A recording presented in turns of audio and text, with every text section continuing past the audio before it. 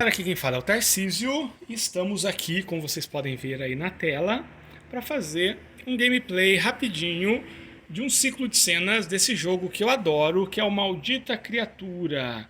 Existem muitos jogos mesmo, que tentam simular esses filmes slasher, estilo Sexta-feira 13, Halloween, alguns muito bom mesmo, como Moving On, que eu adoro, mas o meu favorito é esse aqui, que é o Maldita Criatura, que é um jogo que nunca foi oficialmente lançado. Esse é só o playtest. E antes que alguém fale, sim, eu resolvi gravar justo na hora em que a máquina de lavar está funcionando. Olha o barulhinho que legal, ó. Por que, Tarcísio? Porque sim, a vida é isso. A vida é uma série de momentos que não fazem sentido, e esse é só mais um deles. É... Então vamos lá. Esse é um jogo que tenta simular um negócio meio slasher. Eu vou seguir os 7 passos aqui do livro de regras para começar a campanha. Esses 7 passos, eles podem ser usados em qualquer tipo de história de horror. E interpretem os barulhinhos de fundo da máquina como sendo uma trilha sonora thriller de suspense pós-moderna narrativista hipster, tá bom? O primeiro passo é o que é a maldita criatura. Então vamos pensar aqui que é a maldita criatura. É uma criatura sombra que se esconde aonde? Onde ela se esconde? Nas sombras. Então essa é a minha maldita criatura. E que tipo de história você vai contar? É uma história clássica de perseguição e fuga e pessoas inocentes ameaçadas. Aonde as vítimas estão, as cenas vão se passar em 3 lugares, que é no colégio, high school, no camping e na sede do grupo de teatro da cidade. Quais os grupos de pessoas envolvidas? Então tem aqui, o livro sugere que você faça 14 vítimas. Então tem 5 relacionadas ao grupo do colégio.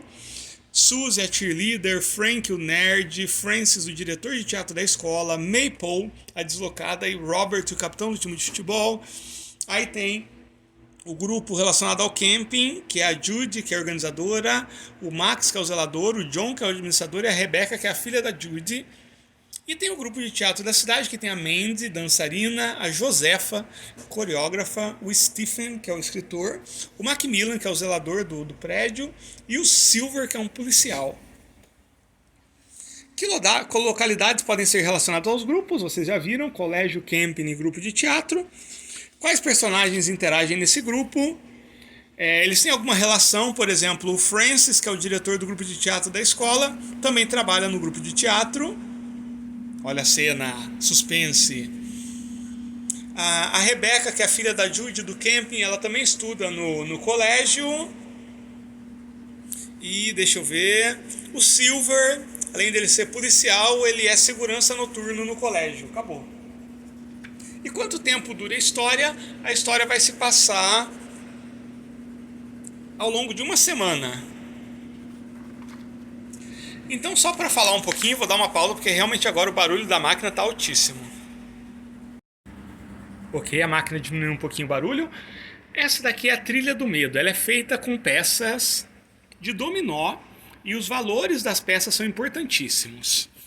Existem 2 tipos de teste, como vocês podem ver. Tem o recurso e o teste de sobrevivência. Vou virar aqui uma qualquer, que eu não vou chegar a vir até aqui, ó. Então, por exemplo, ó, o primeiro valor é o teste de recurso. Quanto maior os valores, mais fácil vai ser o teste.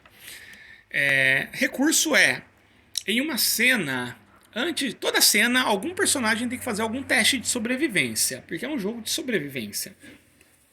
Sobrevivência é esse segundo valor.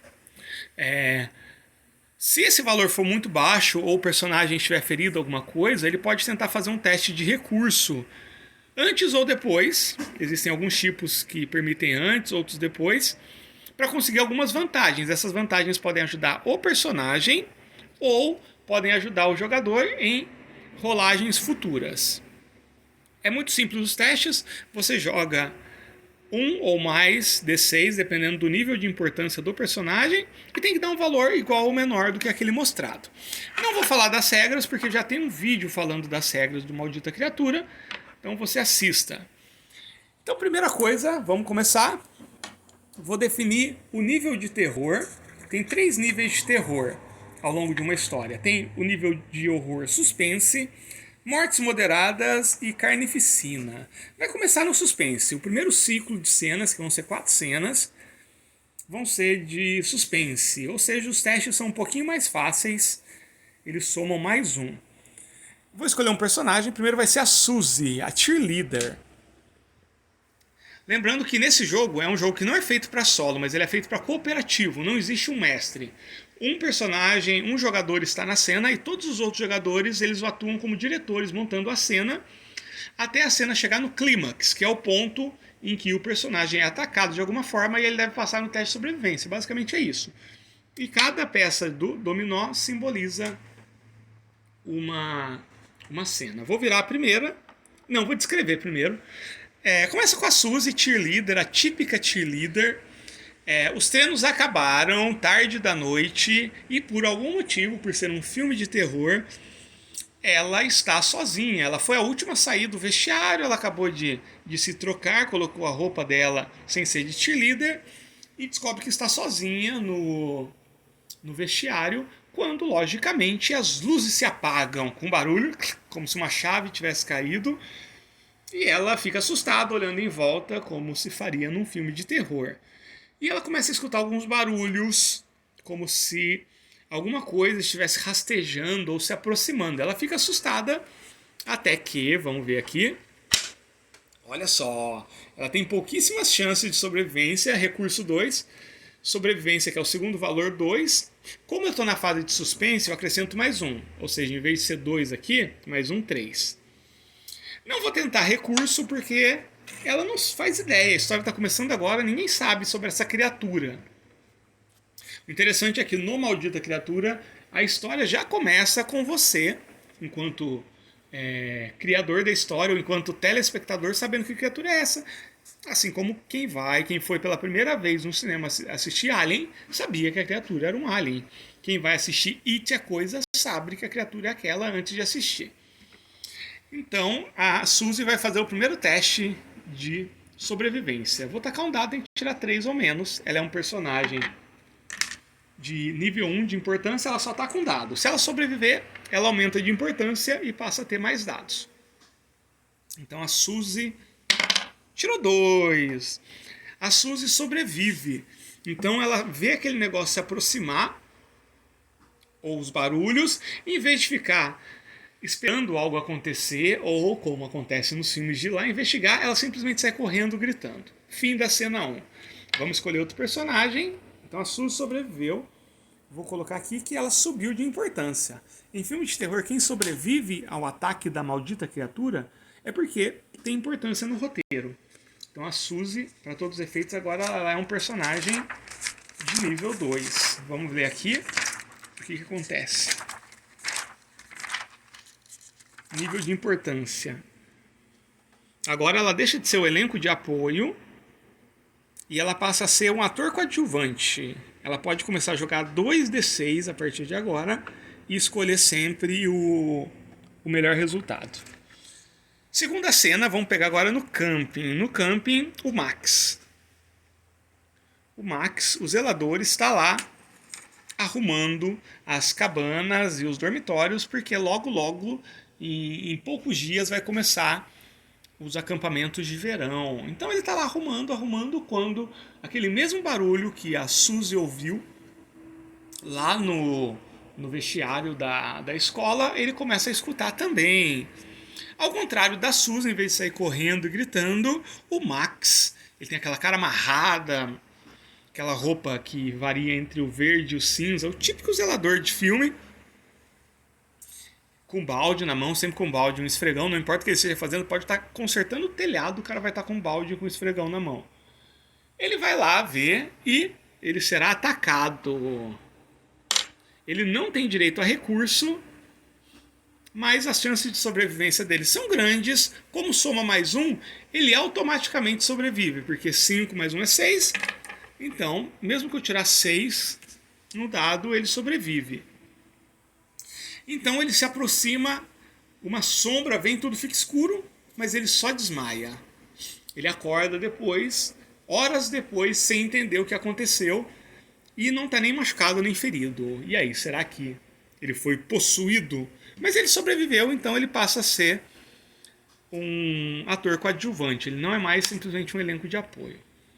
Vamos para a terceira cena. Vou escolher agora no grupo de teatro em que a Josefa está treinando uma coreografia tarde da noite. Eles estão montando um espetáculo novo e a Josefa ainda não terminou a coreografia e os ensaios começam amanhã. Então ela resolveu passar a noite lá para treinar a coreografia, para inventar o que está faltando da coreografia. E ela está lá sozinha fazendo os passos e tudo mais. A Josefa, ela é uma dançarina muito habilidosa. E aquele barulhinho de coisas se arrastando, as luzes começam a piscar, né? Começa a fazer isso aqui, uma mão passando na frente, mas são as luzes piscando. E ela também será atacada. Aqui ela tem bastante chance de recurso.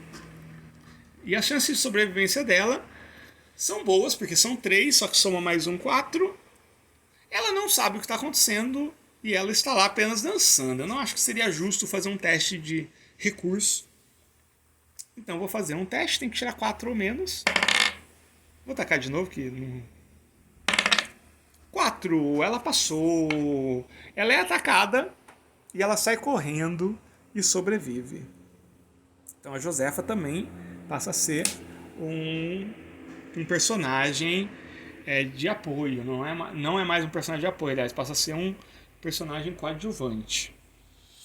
E para terminar, eu defini que a cena, o ciclo de cenas vai ter 4 cenas. Como definem? É o número de jogadores. Se tivesse jogando num grupo com 5 jogadores, cada ciclo de cena teria 5 cenas. Quando eu jogo sozinho, eu sempre gosto de trabalhar com o número 4, porque, assim, 4 jogadores, um mestre mais 3, é o que eu considero ideal em grupos de RPG. Na verdade, até menos. Um mestre e 3 jogadores... Aí dá 4, né? Um mestre e 2 jogadores eu acho que é o fantástico. Então eu sempre trabalho com 4, mas você poderia ter escolhido um outro número. Então, quem será? Vou pegar aqui no colégio de novo o Frank e o Nerd. A cena mostra que nessa mesma noite o Frank e o Nerd ele está pesquisando sobre o folclore local. Nesses filmes sempre tem um nerd explorando e pesquisando sobre o folclore local. O cara viu um pontinho branco na parede e deduz que algo estranho está acontecendo na cidade. E ele está lá pesquisando, e misteriosamente ele está pesquisando sobre seres sombra, o povo sombra, que habita a floresta de Cher West Manvenson, que circula a cidade. Quando o computador se apaga, a tela, e ele aparece de novo, e na tela está mostrando uma criatura de sombra, como se fosse um desenho meio sinistro, meio creepy. E ele percebe alguma coisa se aproximando atrás, a câmera dá um zoom assim meio desfocado, alguma coisa se mexendo, as luzes se piscam e logicamente ele será atacado. Vamos virar aqui. Ixi!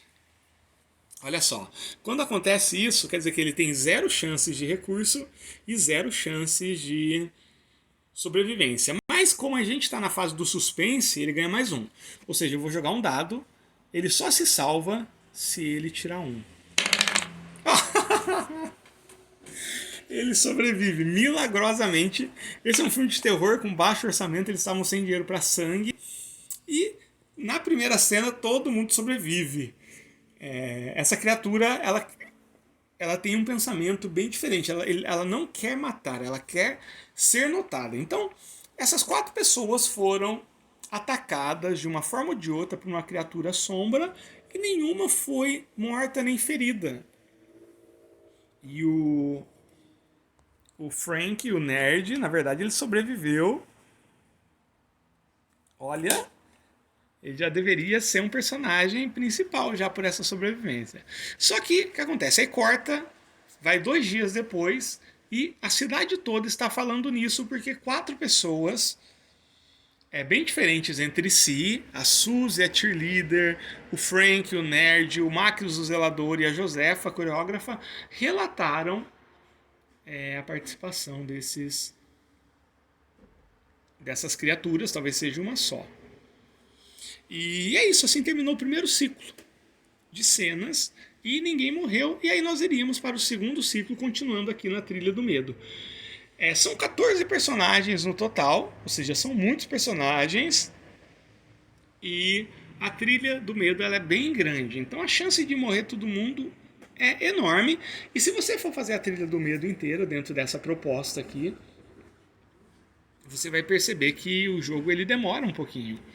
Isso falando solo, se você for utilizar isso numa atividade em grupo, eu uso muito isso de forma pedagógica na escola em que eu dou aula. E eles gostam muito e algumas aventuras chegam a durar 1 hora, 1 hora e meia, quase que a duração de um filme mesmo. E esse é o Maldita Criatura, um dos jogos mais divertidos que eu tenho aqui. Como eu falo, ele não foi feito originalmente para o solo, mas a mecânica é a mesma. Você escolhe um personagem, você cria uma cena até chegar no clímax, e aí você tem que fazer o teste de sobrevivência, podendo-se fazer o teste de recurso. Ninguém morreu, eu queria mostrar que tem toda umas regras para quando o personagem morre. Você tem essas cartinhas aqui que são os epitáfios. O obituário, aliás. Aqui diz como o personagem morreu e ele dá algum bônus para as futuras rolagens, mesmo que envolverem outros personagens. Porque nessa história, nesse RPG, você não controla um personagem específico. Todos os personagens eles estão à disposição de qualquer jogador. O jogador pode escolher. Eu acho 14 personagens muita coisa. Eu colocaria 7, no máximo 10. Mas o jogo original oferece 14, então vamos jogar conforme o jogo original. É isso, galera. Eu vou continuar aqui minha Trilha do Medo. Já deu 16 minutos, acho que já deu para sacar como é. E é uma pena que esse jogo não tenha saído do playtest. Até onde eu sei, o criador, que é o Phil Souls, ele não está mais na cena. Provavelmente ele ainda joga, mas ele não está mais ativo na cena. E olha, um jogo desse atualmente, com todo esse boom de financiamento coletivo, seria financiado facilmente. Fica aí a dica se caso você vê isso alguma vez. Bom, um abraço, a gente se vê.